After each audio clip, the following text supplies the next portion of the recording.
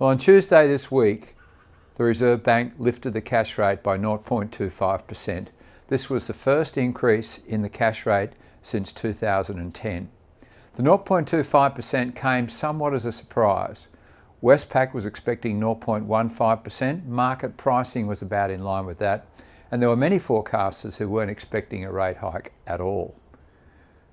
The key aspects of the Governor's statement were firstly the change in forecast for the unemployment rate, which they've cut from 3.75% to 3.5% by the end of the year.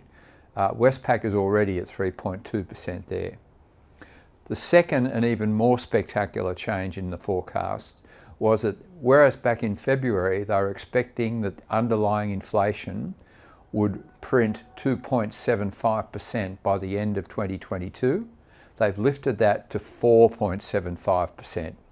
Now, we always expected that the 2.75% was too low. And indeed, if you look back at our forecasts over the last year or so, our forecasts have been for much higher inflation than the Reserve Bank was expecting. And that was why back in June last year, we left the so-called 2024 club, which was the club that said that rates wouldn't go up until 2024, and we moved it to February 2023. And then in January this year, we left the 2023 club and moved the rate hike forward to the middle of 2022. Once again, well ahead of most other analysts, and certainly mainly being driven by our higher inflation forecast than the Reserve Bank had. The Reserve Bank has also indicated that underlying inflation will get to 3% by the middle of 2024. So think about that. Back in February, the assumption was that it would reach 2.75% at the end of 2022 and stay there over the course of 2023 and 2024. Now they're saying 4.75% at the end of 2022 and get down to 3% by the middle of 2024 and probably 3.25% by the end of 2023. We'll see confirmation of that forecast on Friday. So that means that their challenge to bring down inflation is suddenly much greater than they thought it was going to be. And that is why we saw that rate hike on Tuesday, and that is why we will see another series of rate hikes over the course of the next 12 months or so. The Governor indicated that underlying his forecasts was that rates would get to between 1.5 and 1.75% by the end of 2022 and 2.5% by the end of 2023. Our forecasts had been 1.5% by the end of 2022 and 2% by the middle of 2023, where we saw the terminal rate. We've now lifted that to 1.75% by the end of 2022 and 2.25% by the middle of 2023. And we think that the middle of 2023 will be about the time when there's no further need for rate hikes. We also expect that in June there will be a 40 basis point lift in rates. Yesterday the Governor talked about business as usual, 25 basis point moves. And one went away from his press conference thinking that he was mindful to restrict his movements to 25 basis points. We disagree with that. We think that the challenge to bring inflation down so far now will mean that they will have to send a stronger signal out on the need to move rates more quickly at the beginning of the cycle. So 25 basis points, which was faster than was expected on Tuesday, and now we think 40 basis points, which will be faster than most people may be thinking, having listened to this idea of business as usual. The 40 basis points would get the cash rate back to 75 basis points, which was where we were when we went into COVID. So you will have, in the space of a month, you will have unwound all of those emergency cuts. And I think that's the way to look at this particular process.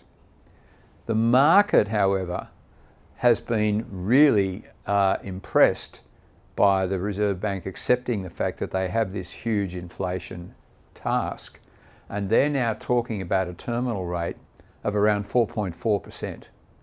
That's nearly 2.25%, which is our expected terminal rate. You'll see the debt servicing ratio of the household sector reach much higher levels than we've seen in the two previous peaks, which was in 17-18 and 9-10. The debt servicing ratio associated with the market's 4.4% would be stunningly high. And we don't really think that rates need to go that far. We're all aware of the high level of household leverage, and we're all aware of the fact that once rates start to get above that 1.25%, it'll start to have a real impact upon the household balance sheet.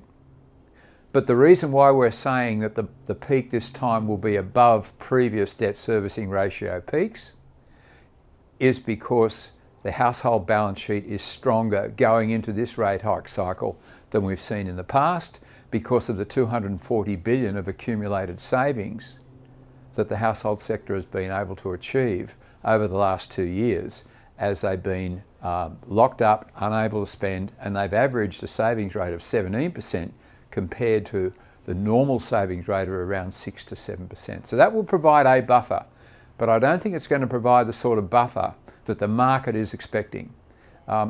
We also released some forecasts at the end of last week indicating that we thought house prices were going to fall by around 2% in 2022, 8% in 2023, and another 1% in 2024. That's a bigger fall than we've seen in previous down cycles, but it compares with this sharp increase in cash rates that we're likely to see, and it also compares with the fact that we've never seen a run-up in house prices to 21% that we saw in the year to November last year.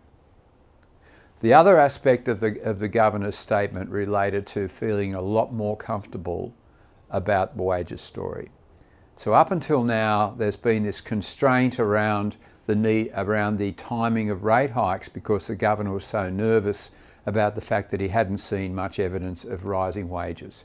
But he was relying upon a wage price index, which is a very slow moving beast. 40% of it contains enterprise bargaining agreements, which are 2 and 3 years in length and are slow to adjust to a tightening in the labour market.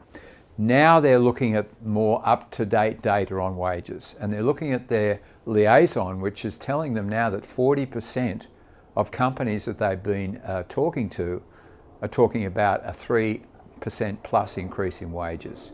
So that's a great development, that they've become much more timely in terms of their assessment of the wage pressures and are therefore able to focus on this huge inflation challenge that they're now looking at.